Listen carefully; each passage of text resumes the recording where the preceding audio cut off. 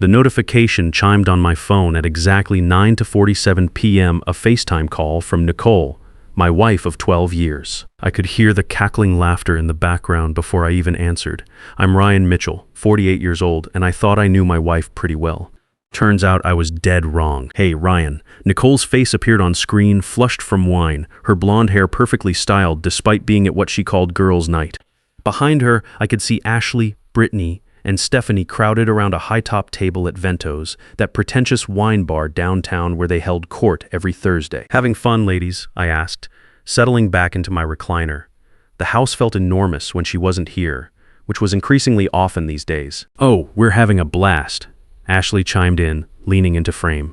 Her dark hair was pulled back in that severe bun she always wore, like she was perpetually ready for a fight. Actually, Ryan, we've been talking about you. The way she said it made my gut twist. There was something predatory in her smile, something that reminded me of sharks circling wounded prey.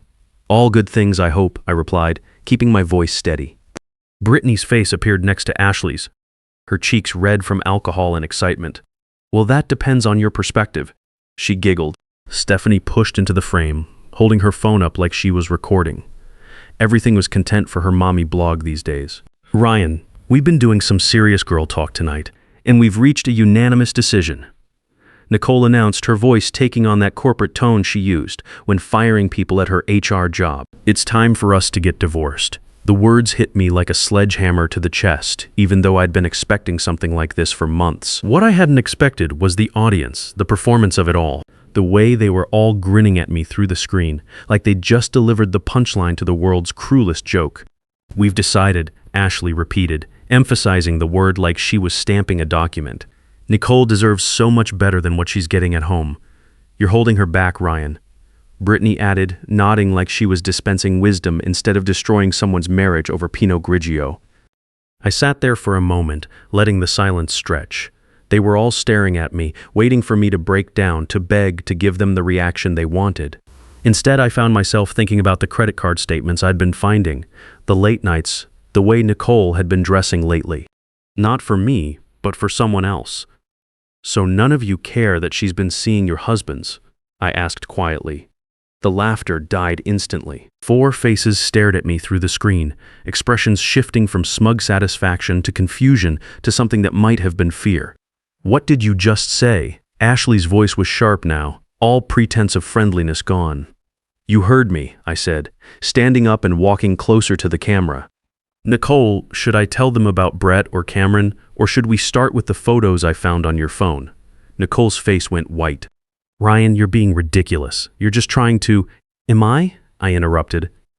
Ashley, when was the last time you checked Brett's truck's GPS history? Brittany, does Cameron still claim he's working late at the office on Tuesdays and Fridays? The silence on their end was deafening. I could see them looking at each other, doubt creeping into their expressions like cracks in a foundation. Nice try, Ryan, Stephanie finally said, but her voice lacked conviction. You're just trying to deflect. Am I? I smiled for the first time all evening. Well, I guess we'll find out soon enough. Enjoy the rest of your girls' night, ladies. Something tells me it might be your last one together. I ended the call and set my phone down on the coffee table. My hands were shaking, but not from fear or sadness. For the first time in months, I felt something I'd almost forgotten: power. I walked to my home office and pulled out the folder I'd been building for weeks. Bank statements showing charges at hotels I'd never been to. Credit card receipts from restaurants where Nicole claimed to be having work dinners, but the amounts were clearly for 2 people. Screenshots of text messages I'd recovered from her old phone before she'd accidentally dropped it and gotten a new one. And then there were the photos. The one she thought she'd deleted but had backed up automatically to our shared cloud account. Nicole with Brett Barnes in his truck. Nicole with Cameron Hayes at that motel on Route 9. Nicole with men I didn't even recognize. My wife wasn't just cheating on me. She was collecting married men like trophies, and her best friends' husbands were apparently her favorites. I'd been planning to confront her privately, maybe try counseling, maybe just file for divorce quietly. But she'd chosen to humiliate me publicly, to make our marriage's end into entertainment for her friends. Well, if Nicole wanted a public divorce, I'd give her one she'd never forget. I opened my laptop and started typing. If she wanted to play games, it was time she learned that I'd been playing chess while she was playing checkers. The first email went to Lance Peterson, my best friend and the owner of CrossFit Iron Valley, where I worked out every morning. Lance had connections all over town, and more importantly, he had a mouth bigger than the Ohio River when it came to gossip. The second email went to Mrs. Davidson, our 73-year-old neighbor, who knew everyone's business and wasn't shy about sharing it. She'd been dropping hints about Nicole's visitors for weeks. The third email was the most important one. It went to a private investigator I'd found online, a former cop named Shane Coleman, who specialized in domestic situations. I'd been hesitant to hire him before, but Nicole had just forced my hand. By the time I went to bed that night, the wheels were already in motion. Nicole came home at 2 a.m. stumbling and reeking of wine and guilt. She tried to climb into bed next to me, but I was already up and dressed. "Going somewhere?" she slurred. "Gym," I said simply. "Early workout. Ryan, about tonight." "Don't," I cut her off. "We'll talk when you're sober. And Nicole, you might want to call Brett and Cameron. Tell them they should probably have a conversation with their wives before someone else does." I left her standing there in our bedroom, confusion and the first hint of fear creeping across her face.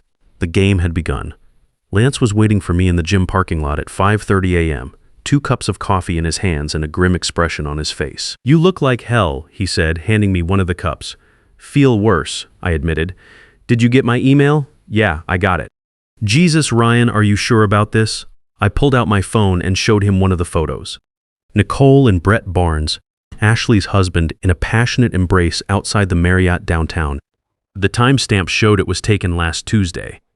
The same night Ashley had posted on Facebook about having a quiet night in with my amazing husband. Lance's jaw tightened. That son of a... I've known Brett since high school. Ashley too, for that matter. "There's more," I said, scrolling through the evidence I'd compiled. "Cameron Hayes, Brittany's husband, 3 different motels over the past 8 months. And these are just the ones I can prove. What do you want me to do?" "Nothing illegal," I said quickly. "Just let people know what kind of woman they've been defending, starting with the morning crowd here." Lance nodded slowly. The 6 a.m. CrossFit class was legendary for its gossip network. By noon, half the suburbs would know that Ryan Mitchell's cheating wife had been caught red-handed. "What about the wives?" Lance asked. "Ashley and Brittany? They're going to be destroyed when they find out." I thought about the smug expressions on their faces the night before, the way they'd laughed as they helped my wife humiliate me on camera. "They made their choice," I said. "They decided to get involved in my marriage. Now they get to live with the consequences." We worked out in relative silence, but I could see Lance's mind working. He was already planning how to spread the word, who to tell first, how to maximize the impact. It was one of the things I'd always appreciated about him. When Lance was on your side, he was all in. After the workout, I drove to my job site. I'd been the steel fabrication supervisor for Midwest Steel for 8 years, overseeing everything from commercial building frames to custom metalwork. It was good work, honest work, and it had given me the financial stability that Nicole seemed to take for granted. My Navy training had served me well in this industry. Attention to detail, leadership, and the ability to stay calm under pressure. My crew was already setting up when I arrived. These were good men, hard-working guys who'd been with the company for years. They knew me, trusted me, and more importantly, they knew my situation, because I'd never been the type to hide my problems from the people I worked with. "Boss," called out Mason Torres, our lead electrician. "You look like you got hit by a truck." "Worse," I said. "I got hit by reality." I gathered the crew for our morning briefing and, almost without thinking about it, found myself telling them about the previous night.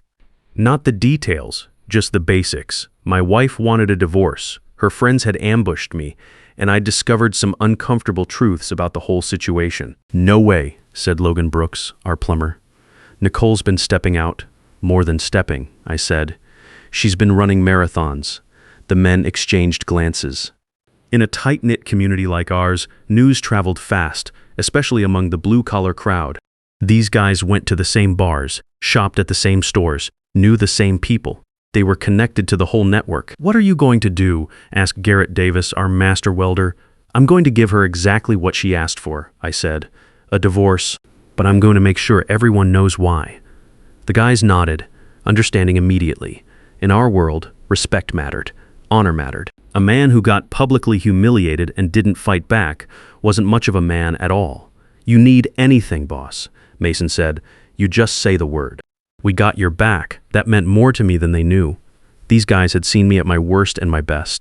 They'd watched me build this operation from nothing, train new workers, solve problems that stumped engineers with college degrees. If they respected me, it mattered. By lunchtime, my phone was buzzing constantly. The first message was from Shane Coleman, the private investigator. Got your email. Can meet this afternoon. I have some preliminary information you'll want to see. The second was from Mrs. Davidson. Ryan, dear, I think we need to talk. I've been keeping track of your wife's visitors, and you're going to want to see my notes. The third was from a number I didn't recognize. This is Ashley Barnes. We need to talk now. I smiled as I deleted that one without responding. Ashley would have to wait her turn. I met Shane at a diner on the other side of town, a place where we were unlikely to run into anyone I knew.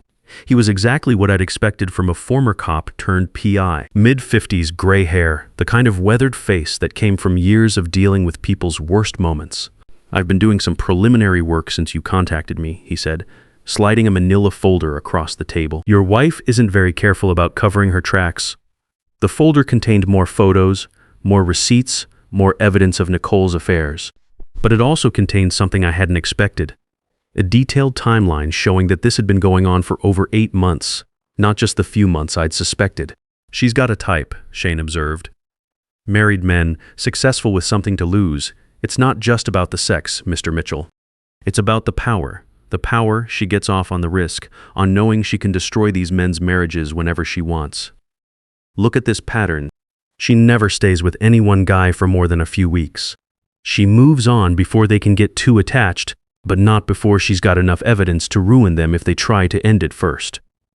I stared at the photos, seeing my wife in a completely new light. This wasn't just cheating, this was predatory behavior. There's something else, Shane said. I did some digging into her work situation. She's been having affairs with subordinates too. If her company finds out, she'll be fired immediately. Sexual harassment, abuse of power, the works. How do you know all this? I have contacts in a lot of places. Your wife made enemies, Mr. Mitchell.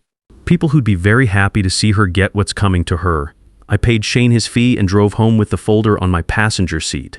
My phone had been buzzing constantly. More messages from Ashley, several from Brittany, and one from Stephanie asking if I wanted to talk things through like adults.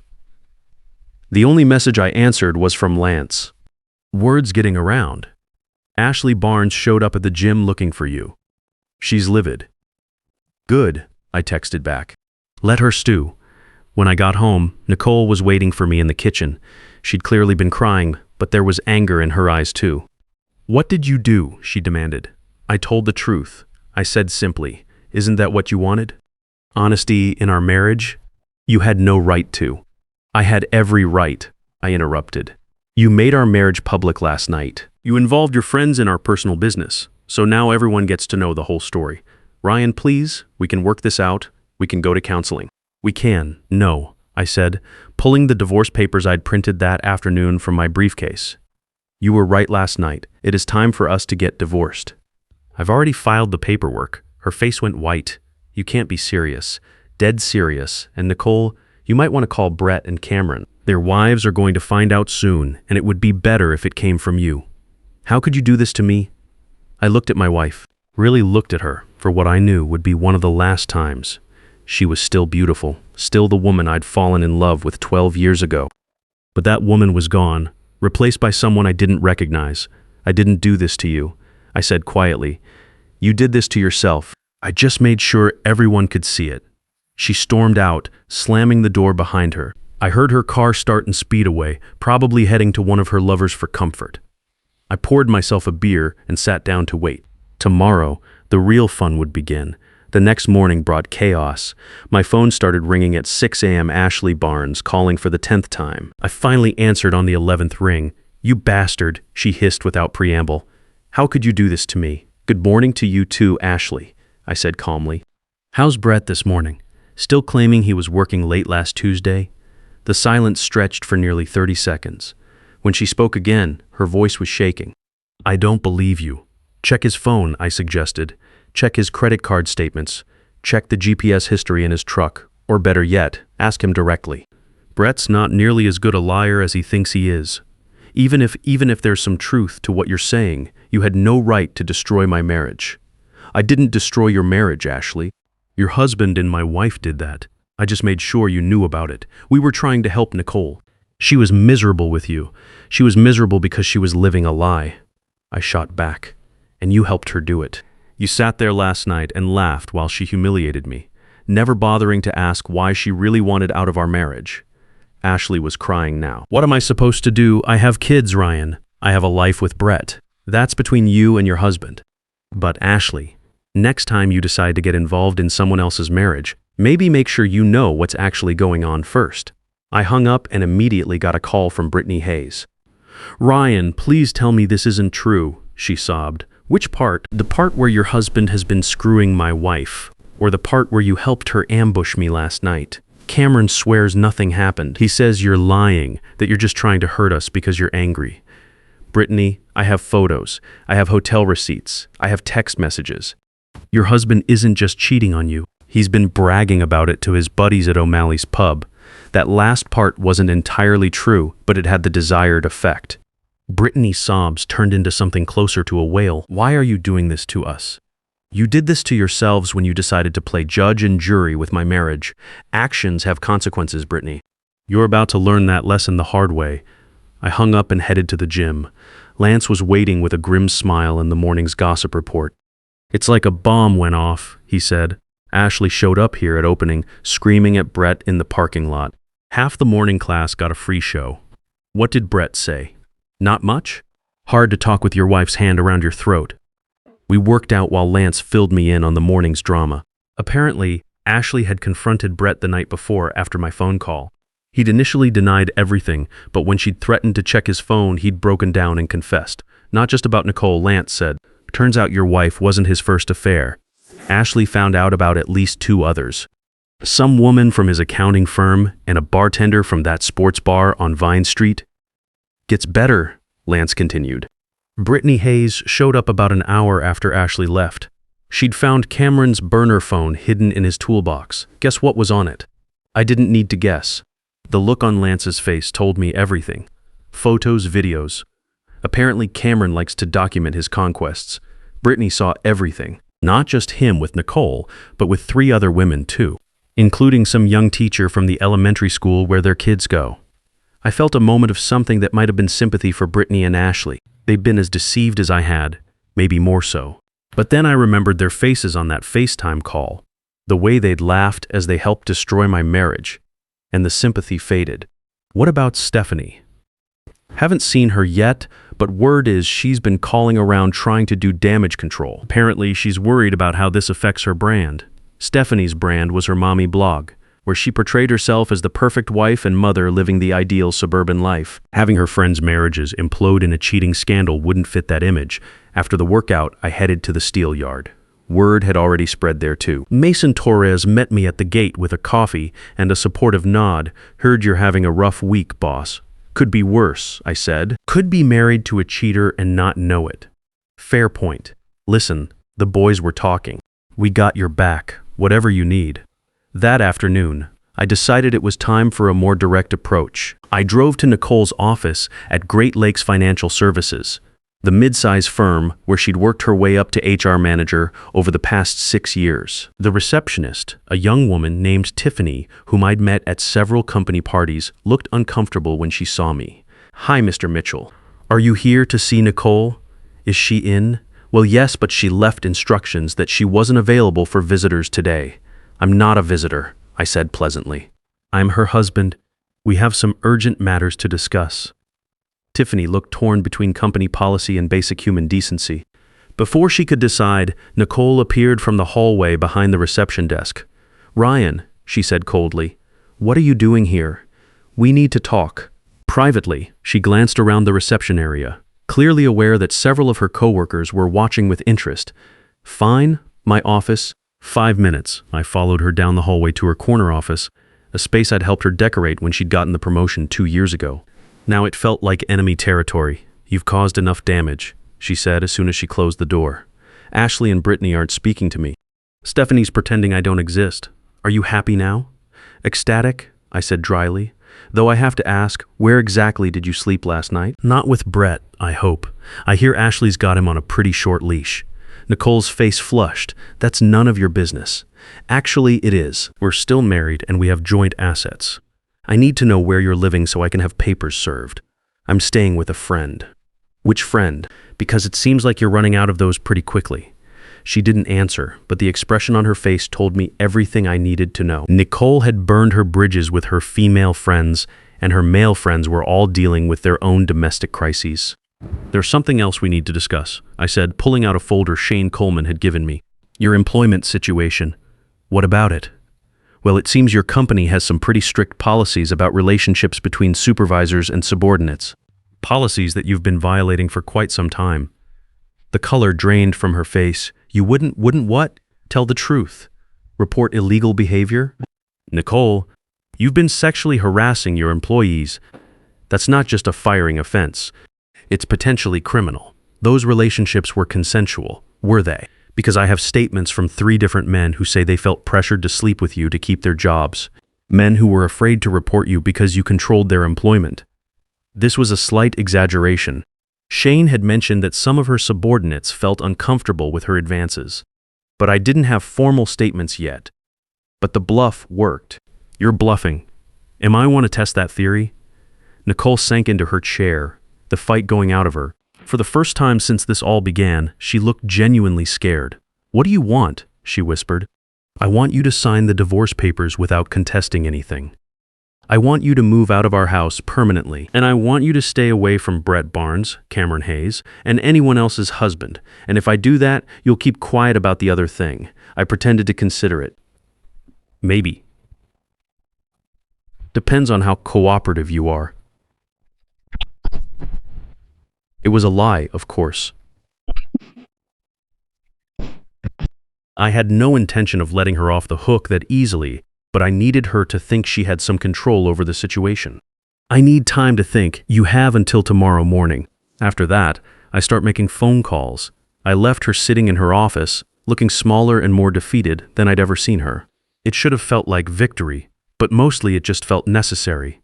That evening, I was grilling burgers in my backyard when the doorbell rang. Through the front window, I could see 3 figures on my porch: Ashley, Brittany, and Stephanie.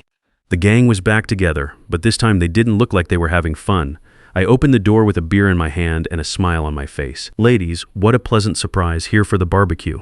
Cut it, Ryan. Stephanie snapped. She looked haggard, her usually perfect mommy blogger appearance, disheveled and tired. We need to talk. About what? About the fact that you've destroyed 3 marriages in 2 days, Ashley said. Her eyes were red and puffy, and she was wearing the same clothes she'd had on yesterday. About the fact that you're ruining innocent people's lives, Brittany added quietly. She looked like she'd aged 10 years since Tuesday night. Innocent, I laughed. That's rich, coming from you 3. Can we come in? I stepped aside and let them into my living room. They sat on my couch, the same couch where I'd been sitting when they delivered their ultimatum 2 nights ago, and looked at me expectantly. So, I said, settling into my recliner, what can I do for you? You can explain why you felt the need to destroy our families, Ashley said. I didn't destroy anything. I revealed what was already broken. That's not the same thing. You could have handled this privately, Stephanie protested. You could have talked to us, warned us, like you talked to me before deciding my marriage was over, I interrupted. Like you warned me before staging that little intervention on Tuesday night? The 3 women exchanged glances. For the first time since I'd known them, they looked genuinely ashamed. That was different, Ashley said weakly. How? How was that different? We were trying to help Nicole, Brittany said. She was miserable. She was miserable because she was living a lie. I exploded, my carefully maintained composure finally cracking. She was miserable because she was cheating on me with your husbands and feeling guilty about it. And instead of encouraging her to come clean or get counseling or do literally anything constructive, you helped her blame me for her problems. We didn't know, Stephanie whispered. You didn't want to know, I corrected. You wanted to play the supportive friends, the wise advisors, the women who had it all figured out. You wanted to feel superior to the poor, clueless husband who couldn't keep his wife happy. The room fell silent. Outside, I could hear kids playing in the neighborhood, the sound of normal families living normal lives. What do you want from us? Brittany asked finally. I don't want anything from you. It's too late for that. There has to be something, Stephanie said. Some way to fix this. Fix what? Your marriages, your friendships, your reputations. Ladies, some things can't be fixed. Some mistakes have permanent consequences. They left a few minutes later, looking defeated and lost. I watched them walk to their cars and wondered if they'd ever be friends again after this. Probably not. Trust, once broken, was nearly impossible to repair.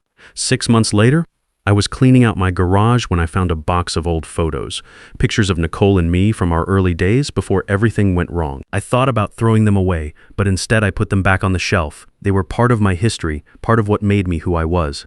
The divorce had been finalized months ago. Nicole had signed everything without contesting it, just like she'd promised.